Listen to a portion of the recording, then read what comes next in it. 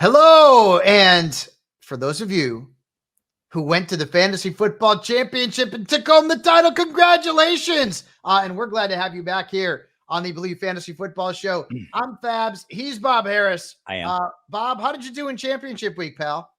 It could have been better. By the way, Happy New Year, everybody. It's a brave new year. We're going to get ready for the 2024 season. It's going to be here before you know it. Best ball rooms will be opening immediately after the Super Bowl. There's a ton of DFS coming up for the rest of this month.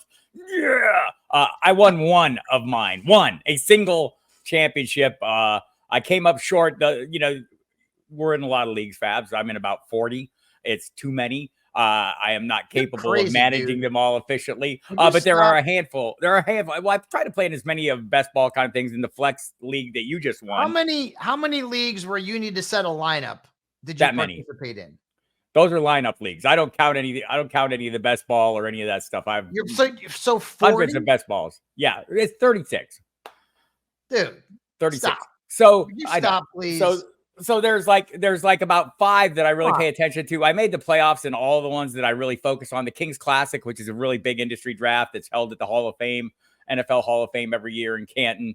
I'm the defending champion in the auction league, and I made it to that final and got beat by the great Curtis Patrick from RotoViz. He's very smart, irritating like that. He beat me in that, and I took down my Sirius co-host Mike Dempsey in the Sirius XM Fantasy Sports Military Appreciation League, and came up short in 3 others. And next year I will aim to do a little bit better. Hope to have a little more bandwidth to focus my attention. Stop playing in so many damn leagues, will you? That's just insane. I'm Bob Harris. I have a problem. I'm telling you every year to not do it, and you just don't listen to me. Toss, congratulations on winning the Believe Fantasy Football. Nicely done. A league where I was undefeated in the regular season and got beat by Toss and Amari Cooper in the second round playoff, and twisting the knife. Did not get home to the title week. And then what did you do in the third round game, or in the third place game? What did you do? Nobody cares. Nobody cares about that. There's no third place, buddy. I don't play in third place games. There's no third place game. No, it was championship, and that's it. He said a lineup. He was probably that tells you everything you need to know, Toss. I have no idea. I have no idea. I didn't set a lineup. I didn't do anything. I'm out.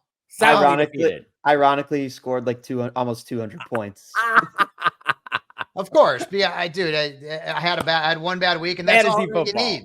That's all. And you had Amari Cooper at 50 something. So I mean, it is what it is. But you won the title. Congratulations on that. I'm glad another Dallas Cowboy Dallas Cowboy fan. I want to say it's funny you mentioned that. Like in the Military Appreciation League that I won, I had Amari Cooper, and when he did not play in the last game, I'm thinking, oh, I'm sunk. But you never know. I mean, every year somebody is going to win you a title you did not expect. This year in the title that I won, the guys that propelled me to victory were Brandon Cooks, Justice Hill, and James Conner. Yeah. Joe Mixon helped too. All of them outscored Patrick Mahomes. Well, listen, I'm all about crapping on Mahomes because he's been lousy all year. And I had a decision in this league between Goff and Mahomes. And it was really close. I said, I'm going to stick with Mahomes. Just neither one of them did anything. Neither one of them. But Goff was 15.5 points. Mahomes didn't hit 15. Yeah, Patty Mahomes, how the mighty have fallen. I went to 5 championships and I won them all. So real happy about that. I won one of Jake Seeley's flex leagues, so I'm looking forward to getting my belt. You know how I love those belts. One of those. I already have one of those. I know you do. Well, now I got one too. How about that? So we can walk around Canton later this year wearing our belts. I know that's how you like to pick up ladies back in the day before you outkicked your coverage with your current fiance. So I took that one home. I won the Dirt Dynasty League. I ended up winning what we call the Last Minute League, which is a league with a bunch of friends, Scott Hansen, media types, Amber and Lindsay. How'd you do in the Alice and Chains League? I got beaten in the playoffs because my team had too many injuries. I lost Ramondre Stevenson. I lost Cantrell won, right? I lost Jamar Chase. I lost Keenan Allen. I had no shot, man. Everybody got hurt. Did Jerry win? Jerry Cantrell? No, Scotty Ian won. Oh, Scotty Ian from Anthrax. Beat Michael Bublé in the finals, yeah. The Malcolm Young of heavy metal music. One of the greatest rhythm guitarists of our generation. What other leagues? I won the league with Wainwright, with Adam Wainwright, all the baseball guys. I won that league. Baseball guys, come on. What was the other league? Oh, the guillotine league. I won the guillotine. Oh, league yeah, you did. Yeah, I saw that because I was like out week 1. So, yeah, so I had a good weekend. The Cowboys won. Thanks, refs. We've got a shot to win the NFC East, and thanks, Cardinals. So, and I went undefeated in my prize pick, so I was pretty happy about everything. Before we get into the injuries, Bob, because some people are still playing fantasy football traditional, you nutty folks out there. All the major sports are in action this week. College football, we had the playoff start last night. Michigan and Alabama, that was a fun game. BetOnline is your number one destination for all of your sports wagering info, including news for pro football, the NBA, upcoming fights, and NHL games this season. Head to the website today to get into the action and see all the updated odds for the week. Remember to use promo code BLEAV, BLEAV, to receive your 50% welcome bonus on your first deposit. BetOnline, where the game starts. So let's go through some of the injuries quickly. For week 18, Tua got hurt. Going to play. Dusted up his shoulder, going to play. Trevor Lawrence, Bob, are we hearing that he may come back this week? They're calling. I think they're pushing to get him back. They have something to play for. They would like to have him back, and it sounds like he's trending in the positive direction, according to Doug Peterson. Baker Mayfield, yeah, he should play. They have Christian McCaffrey will not play, no. Which kind of sucks because he had his worst game of the year when we needed him the most because he got hurt. So Elijah Mitchell is going to be a big ad off the waiver wire. We will talk about that a little bit later on. Alvin Kamara has an ankle injury. Pick up Jamal Williams just in case. Ken Walker's banged up. At wide receiver, Devontae Smith is dealing with an ankle, I believe, right? Yeah, and they don't have a lot to play for. We'll talk about all that, but it seems likely that they'll be giving some people the week off. T. Higgins. Oh, the Eagles have something to play for. Oh, yeah, the Eagles do. I'm sorry. Yeah, no, the Eagles have something to play for. My bad. They've already been taking time off. I just assumed they would. Yeah, they've been lousy. T. Higgins is hurt. Bob thinks that he's probably unlikely to go. Jaden Reed got hurt in the Vikings game, and then Sam Laporta got hurt. The Lions don't really have anything to play for, so I wonder if maybe they rest Laporta. That's the reason why you don't play a championship in Week 18. It's way too many unknowns. For those of you who are, we'll take a look at the waiver wire real quick. And before I get into the more popular picks, Bob is going to give us the Bobbin for bargains. And you've got two at quarterback position this week, Bob. Yeah, I think two obvious choices for me. Sam Darnold for the 49ers. Don't know that the Rams really, the Rams can not really improve their lot greatly. They're in the playoffs. Maybe they can improve one seed or something. I don't know how excited they are about that. And Tyler Huntley for the Ravens that seemed to execute that offense just fine after Lamar left the game last week. Didn't he get a Pro Bowl or something lately? Yeah, he did last year. It's the worst Pro Bowl selection ever. So the bigger names, Joe Flacco's on the list, but I don't know if he's going to play this week. So because the Browns don't have anything to play for, they can't really improve their seeding one way or the other. So I don't know if Flacco's going to play, but he's been, dare I say, elite. Tyrod Taylor's got the Eagles this week. He played good last week. He had about 19 points. Eagles stink against quarterbacks, so Tyrod's going to be in the mix. How about Khalil Herbert? Another big game. He and both Roschon had huge games, and we didn't see Deontay Foreman. He was a healthy scratch. So not sure what's going to happen there. They've got Green Bay. Yeah, they're eliminated, but can be a little bit of a spoiler. Jamal Williams also should be added in case Alvin Kamara can't go for the Saints. We mentioned Elijah Mitchell. He's going to be probably the most added player in fantasy this week with McCaffrey out. He doesn't have a great matchup, but he'll have volume for sure. Melvin Gordon is also an under-the-radar type of guy. Ravens don't have anything to play for. They don't want to get Gus Edwards or Justice Hill hurt because they're already thin in their backfield, losing J.K. Dobbins and then Keaton Mitchell. So you're probably going to see a lot of Melvin Gordon this week, Bob. So he'll be worth an ad off the wire. At wide receiver, we'll start off, and I've been talking about this guy for like 4 weeks, and he's still not owned in a lot of leagues. DeMarcus Robinson, who had another good game this past week for the Rams. But the Rams, and we're going to go through all of the scenarios for the playoffs. They have a little bit something to play for. It's not like right. It's not, and they're playing against a team that has nothing to play for and will be, laying down a little bit. So it'll be interesting to see how that's one to watch. And and we'll get into all of them individually. But I want to say the Rams they're in it for a playoff spot. They could move between the 6 and 7 seed, but that's what they have to play for. Yeah. Greg Dortch, who I said was a sleeper last week, had a good game. Michael Wilson also going to be somebody to add. And again, we'll go to the Giants because we're going to target the Eagles because their defense is bad against the pass. Darius Slayton, Wan'Dale Robinson, both out there on the waiver wire. Tight end, the guy to pick up is Juwan Johnson. And I got to say, Juwan Johnson killed me earlier in the season. I was streaming him in a couple of leagues, and he was doing nothing. And I'm like, you know what? I'm quitting Juwan Johnson. I want out of the Juwan Johnson business. And then in the Dynasty League, Bob is in that league as well. I lost TJ Hawkinson.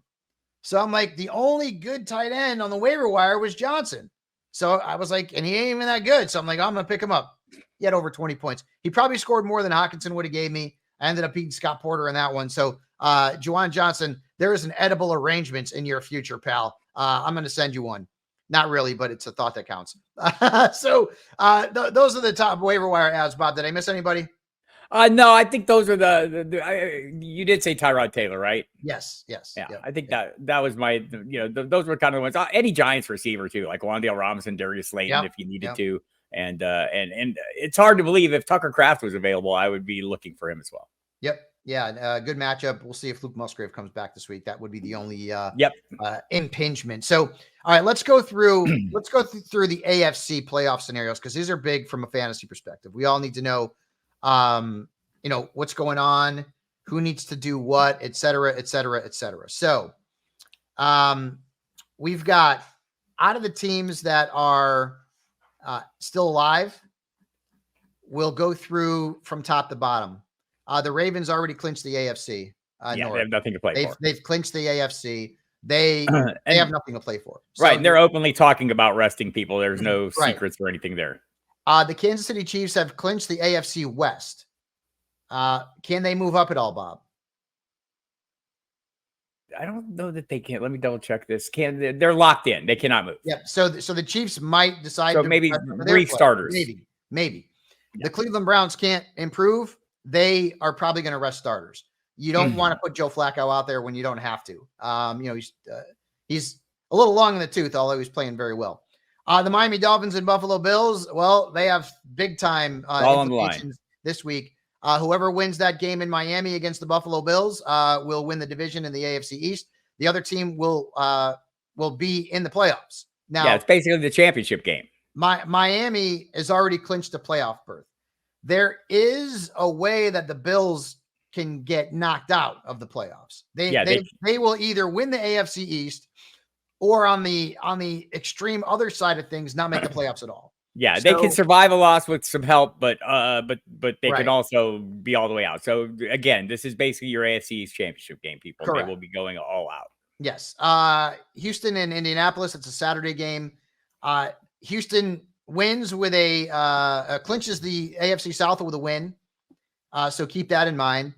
And bottom line, they would need Jacksonville to lose or tie. Yeah. So, bottom line, both teams need a win to make the playoffs. So a loss that they're eliminated. So from a fantasy standpoint, Texans, Colts are all safe to play. They're all safe to play. The Jaguars also are safe to play this week. We don't know about Trevor Lawrence. They're playing the Titans. The Jags can clinch the AFC South with a win, or a tie and an Indianapolis-Houston tie, which is probably not going to happen. So the Jags have their fate in their own hands. So they can go out there and win the game and take home the division, or they potentially could lose the division. Is there a way Jacksonville does not get in? No, I think they're in. No, they could get him. No, Jacksonville clinches a playoff berth with a tie and a Pittsburgh loss, or a tie, a Pittsburgh loss plus a Denver loss or tie. But the bottom line is a win is what gets them in for sure. So you can safely play your Jaguars. They can get him with a loss and some help, but they'd rather not have to lean on that help. And by the way, we could see Malik Willis in that Tennessee offense. Right? Yeah, not good. Pittsburgh and Baltimore, that's also a Saturday game. We mentioned that the Ravens have nothing to play for, so they'll probably rest their starters. The Steelers do have something to play for. They could still get into the playoffs. So they need some help, but they could still get in. So you could start your Steelers this week without any. And that includes Mason Rudolph. Everybody else is out. So the teams that are out, we don't know what they're going to do. Will they play some of their bench players? Will they play their starters? We don't know. Again, makes it difficult to play in a Week 18 championship. Let's go to the NFC. The Niners are in. They're the number one seed, and they have nothing to play for. My guess is they will rest everyone. I think Kyle Shanahan talked about it pretty openly today in an interview and just kind of discussed the process. And it is complicated because you can't sit everyone. You don't have enough people, right? So all of the important fantasy players, I think, right. will either be rested or limited, right, in the game. So I don't know that I can start any Niners with any confidence this week. Sam Darnold, you mentioned as a bobbing for bargains option. Yeah, I think he's going to start this week for the Niners. As of this recording, nothing has been announced. The Lions have clinched the NFC North. They got robbed last week. I'm a Cowboys fan, and I'll 100% tell you they got robbed last week, but they've clinched the NFC North. But Dan Campbell has come out and said that he's playing his starters. Yeah. I want to report is eligible for this segment. What's that? I want to report is eligible for this segment. All right. Yeah. Yeah. Oh, I would love to see you in a football uniform. That would be glorious. With the big shoulder pads, like Lucas from that movie, Corey Haim, remember? Maybe that's over some people's heads or a little too old of a reference. My beloveds have to play a big game this week against the Commanders. They win. They're the 2 seed NFC East champions. They have a lot to play for. The Rams are 9-7. They're in. Right. Now they could potentially improve their positioning from 7 to 6. I don't know that it matters that much that Sean McVay is going to play his starters the entire game. Does not. So beware the Rams. The Eagles, they will play everybody because they have to win.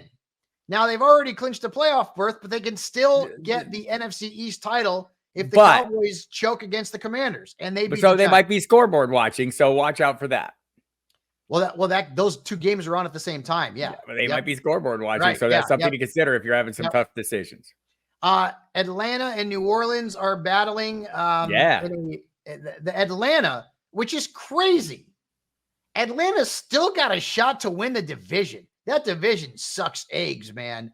So Atlanta can win the NFC South if they win and the Buccaneers get beat by the Panthers. Yep. Which that's just crazy town. All right. Saints can get in the postseason too as a wild card team where they need a win and some help. We're going to get it. Yep. Beyond the Bucs losing. Green Bay they're going to be playing everybody. They're playing the Bears this week. They've got a shot to win and get into the playoffs. So keep that in mind. The Vikings are 7-9 and they can still get in. This is why I hate that extra wild card team because it just waters down the playoffs, but whatever.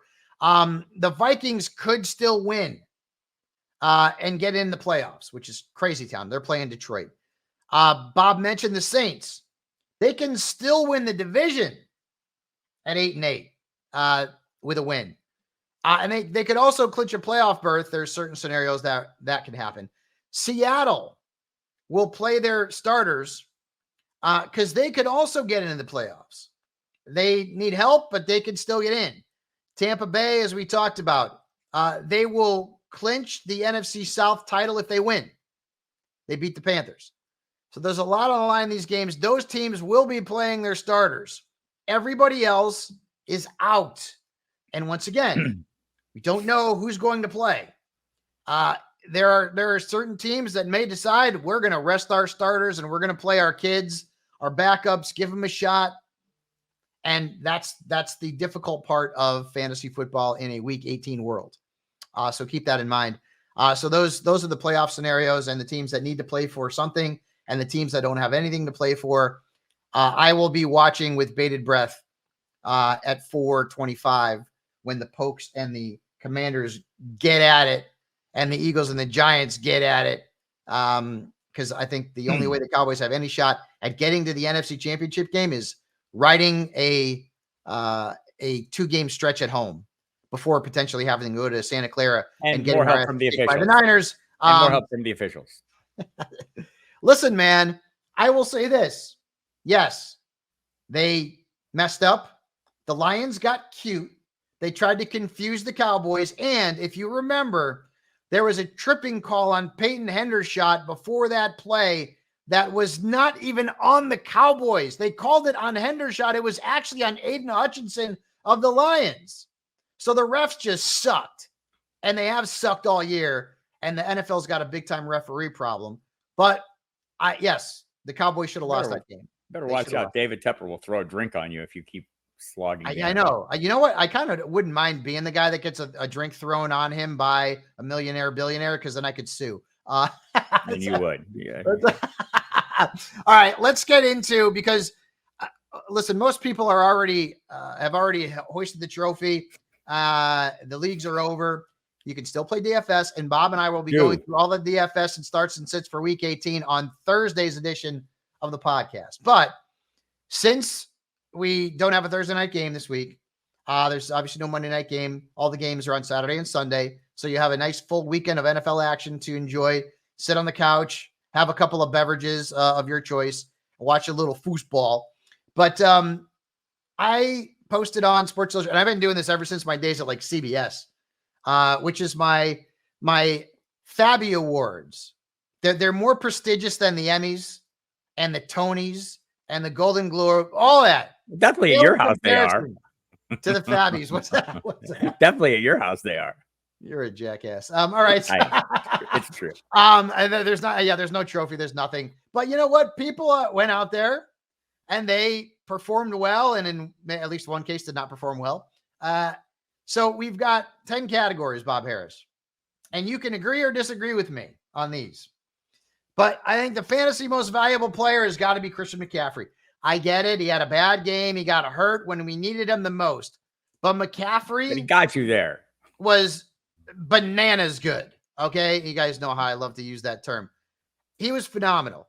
McCaffrey posted the most fantasy points of any player, regardless of position. More than quarterbacks. The fantasy season, including quarterbacks. Yes. Yep. 391.3 points. He outscored the second best running back, Travis Etienne, by over 120 points. He was awesome. In average points per game, he was led the way, although the margin was narrower between him and the top, who is you're going to talk about in a moment. The top two, yes, they lapped the field by about another play, half a player's worth. They were about 6-7 points ahead. So per game, weekly. That's leverage over the field, people. That matters. Yeah, and my guess is that he will be the number 1 overall pick next year. And because of the curse of the number 1 overall pick, he will probably get hurt. Let's hope that doesn't happen. Sure. My breakout player of the year. This player could have won about half of the awards. He could have won Sleeper of the Year, Super Sleeper of the Year, Draft Value of the Year, Waiver Wire Target of the Year. He could have won it all. And you know who I'm talking about? It's Kyren Williams. Yep. This guy led me to a championship in one of my leagues where I was able to pick him up. He averaged well over 20 points per game. On average, in the first week of September on the NFFC website, his ADP was 204.2, Bob. In fact, Bob Harris was drafted ahead of Kyren Williams. I was. It's true. Amazing. Out of nowhere. I'm old enough to remember last year when he was, as a rookie, ridiculed as a failed satellite back pick. And here he is. And, everyone who drafted Cam Akers in that running back dead zone area of the draft, instead of maybe your sleeper of the year or other players, regrets it to this day. So Kyren Williams will win the breakout player of the year, but again, he could have won half the awards on this list. Next up, sleeper of the year, and a guy that I liked going into the year, and to be honest with you, I thought I was going to be wrong because he scored fewer than 8 points in 3 of his first 5 games, and he wasn't looking good. And the yards per carry average was garbage, and it was just, come on, man. I couldn't believe it. But Rachaad White, I don't know who lit a fire under his keister, but he went on to score 15-plus points in 10 straight games, averaging almost 20 points per game in that time. He was the 23rd running back drafted based on NFFC data, and he finished 6th in fantasy points. Wasn't great in the championship, but he got you there. Yeah, I'm totally on board. Of that group of, kind of what we call the dead zone running backs last year, from like the 5th through the 7th, maybe into the 8th round, he was firmly in that mix. I think there were a lot of people who believed in him, a lot of people who didn't. I was kind of ambivalent towards him. I got about half as many shares as I wish I had. The shares that he did, he totally paid off. Running back 1 production for most of the season. Super sleeper of the year. And again, this could have been Kyren Williams. No, we didn't see it coming, but he was more of a breakout for me. I'm going to go with CJ Stroud. He was barely even on the draft radar. His ADP was 245.5 on NFFC. That's not a guy who's getting picked, or he's getting picked wicked late. He went on to score 19 plus points 6 times. He had a 41.8 point performance against the Buccaneers in week 9. He is the first rookie quarterback, Bob Harris. This is bar trivia here, who rushed for fewer than 200 yards and rushed for fewer than 4 touchdowns to score over 250 points. First rookie quarterback to ever do that. Typically, rookie quarterbacks who make an immediate impact are runners. He is not. So it's an interesting distinction here. Not calling him a system quarterback or a scheme-based quarterback, but look at the similarities between he and a guy named Brock Purdy. Aside from the draft value invested, their performances as rookies, what offense do they both play in? That Kyle Shanahan offense. Bobby Slowick goes over from San Francisco along with D'Amico Ryans, and a similar system, a great supporting cast, some surprising guys there as well. Nico Collins could have been in the mix for some of these awards also, a super sleeper play as well. So Tank Dell comes out of nowhere, or Noah Brown has some high end performances, Dalton Schultz. So similar circumstances and similar scheme, and I'm hoping he can grow and turn into, I think next year, Purdy versus Stroud in drafts at the right price is going to be an interesting conversation. Yep. And Stroud will certainly be a top 12 quarterback in rankings next season. Rookie of the year. And this player, much like his teammate Kyron Williams, could have won a whole bunch of these awards. But it's Puka Nacua. I don't like to give duplicate awards. I want to give as many awards out as I can to different people. So Puka Nacua, he could have won breakout, super sleeper, draft value. Waiver pickup, all of them. But I gave him rookie of the year. During the fantasy season, 284.4 points on 101 catches, over 1,400 yards, 5 touchdowns. He's probably going to break the rookie record if he plays this week for the most receiving yards in a single season. Here's what's crazy. Puka Nacua got drafted behind Marquez Valdez-Scantling, Alec Pierce, and Isaiah Hodgins. Of course he scored 120 more points than Cooper Kupp. How dumb are we? Nothing, Jon Snow. Nobody saw it coming, but Puka was clearly the rookie of the year. I believe Nostradamus had a quatrain about him in 1500. Yeah. A quatrain. I love it. Bust of the year. Sorry, not sorry. It's Patrick Mahomes. You could say it's Tony Pollard, and you could. Patrick Mahomes was the top quarterback drafted in NFFC. His ADP was 19th overall. He put up career lows across the board. He scored 7.1 fewer points per game than he did last year. That's awful. Awful. He also failed to score more than 16.7 points in 5 straight games at the end of the year. Yeah, that was it. And on a points per game basis, he was a QB 14. Mahomes sucked. And listen, I'm talking about fantasy. I get it, right? They had issues at wide receiver. Travis Kelce was, more well-known for what he was doing with Taylor Swift than he was doing on the gridiron. And Kelce was bad, too, in the last month of the season or so. But to me, Patrick Mahomes, based on where he was drafted, his name, he was the bust of the year, Bob. So again, don't want to put a single variable issue. There are a lot of things going on in Kansas City that were at fault. But Travis Kelce, maybe that knee injury that he started the season that cost him the first game, maybe that was an issue beyond what we knew and more. But also, you mentioned the lack of, the wide receiving talent. Not all of this is on Patrick Mahomes. Some of this is on the organization. And we're hearing this week, they're slimming down. They're dialing back the playbook. Did they try to do too much with that? So there's a lot going on. I'll go with, I think Tony Pollard is definitely in the conversation, though. Yes. And just regardless of draft price, from the NFL perspective, Miles Sanders, what the hell, man? I told you Miles Sanders was going to suck. Nobody believed me. That was one of my biggest busts. I said, that guy's not a good player. Anyways, draft value of the year, Raheem Mostert. Again, this could go to several different players, but I like to shake things up here and get one award per player. No one projected him to be even a top 30 pick. Nope. Okay. At running back. He was the 3rd best back in fantasy football. On average, he was the RB 39 on NFFC. Dalvin Cook, Zach Charbonnet, Jamal Williams, all drafted ahead of Raheem Mostert. He finishes with 21 total touchdowns, which is more than he had in his first 7 years combined. That, Bob, is a great value. That is a great value. There were other values you mentioned, some of them. I mean, Adam Thielen and Nico Collins well inside the top 20 at their positions, and guys that were going as wide receiver 5s or 6s in drafts. But Mostert is by far the easy call. I was drafting him in the 10th, 11th, 12th round of best ball drafts throughout the summer. Yep. Waiver wire pickup of the year. Once again, a lot of different candidates, some of which won other awards. But I went with Rashee Rice, and here's why.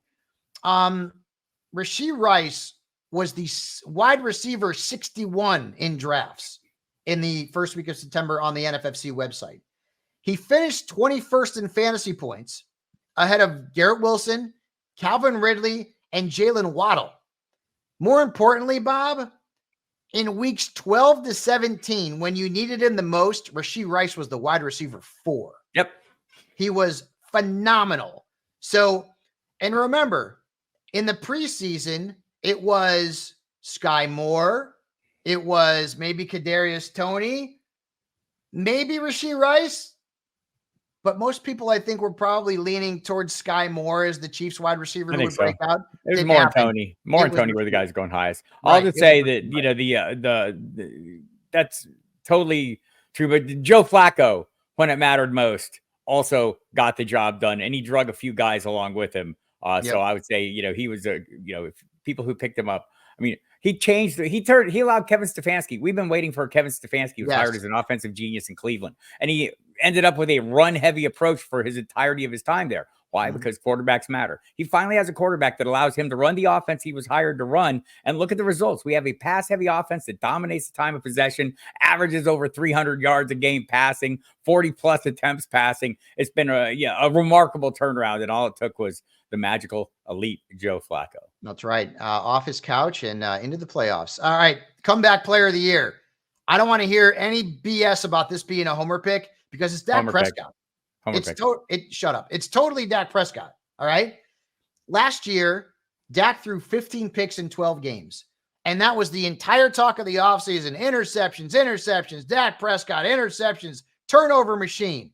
Guess what? He threw it in everybody's face this year.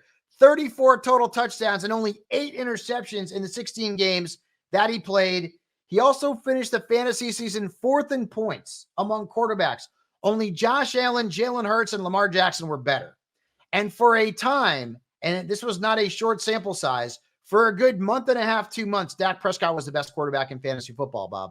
I won't argue your points. I give a small portion of this award to Mike McCarthy when he made the change away from fired Kellen Moore. They moved on. I thought this offense is pretty good. I mean, Dak had a bad year, but the offense itself is pretty high end. And I had concerns, especially when McCarthy, as he left Green Bay, the talk about him kind of checking out and phoning it in and letting Aaron Rodgers run the show, whatever. You know, you thought I had concerns when he decided to take over the offense. It's been an amazing job. My apologies to you, Mike McCarthy. I'll go back to the Thanksgiving Day game, the post-game interview with Dak Prescott, eating the big turkey leg and telling the entire world how he's the most comfortable he's ever been in an offense. And the numbers demonstrate that. And the ancillary pieces not named Tony Pollard also did.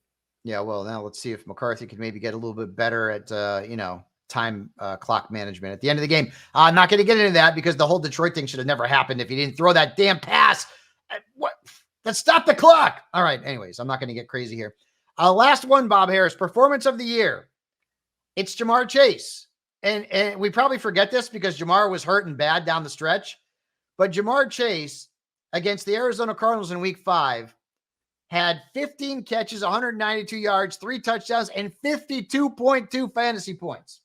Now, I could have given this one to Amari Cooper, who scored just 0.7 of a point less than Jamar Chase in a game in week 16 where he posted 51.5 points in the fantasy semifinals. By the way, that knocked me out, Toss. So you got a special place in your heart for Amari Cooper.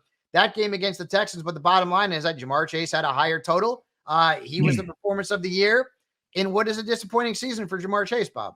Yeah, it's been a disappointing season. I, too, benefited from that huge Cooper game. There are people out there. Nobody was playing George Pickens, so you can't include that performance, or very few people. But everyone who was playing against him is going, that guy. Yeah. So that's it. What do you think of the Fabbies? Those are great. I mean, come on, the Tonys. I want to see the belts, the awards, the prizes, the trophies as you ship them out to the recipients. Over there. They're going out to everybody. listen, you guys got a whole bunch of awards and you didn't have to have some, actor come up on stage and give you an all political and crazy speech on it. We just come out here and give you. Wait, I haven't done my speech yet. Oh, okay. Go ahead. No, I'm fine. I'm fine. Oh, Bob Harris is going to get on the soapbox about global warming. Anyways, folks, that's going to do it for this edition of the Believe Fantasy Football Show. Of course, we are sponsored by Bet Online. We will be back Thursday, and we will have all of your starts and sits for those of you who need them, your DFS plays, all that good stuff for Week 18. Looking ahead to the final regular season week in the National Football League. We hope that we helped you win a title, because Bob Harris and I love nothing more than to hear from folks out there that we help them take home a championship or maybe a little cheddar in the DFS world. So congratulations to everybody, Toss, including you, who won at least one championship league, in which still soured about that. Damn it. Anyways, congratulations, my friend. Let's go Cowboys this weekend. A lot of people just turned the stop button on. That's fine. But we will be back on Thursday for the great Bob Harris, the legendary king, the man, the myth, the legend. I am Fabs. We will see you on Thursday. Have a great week, folks. Good luck.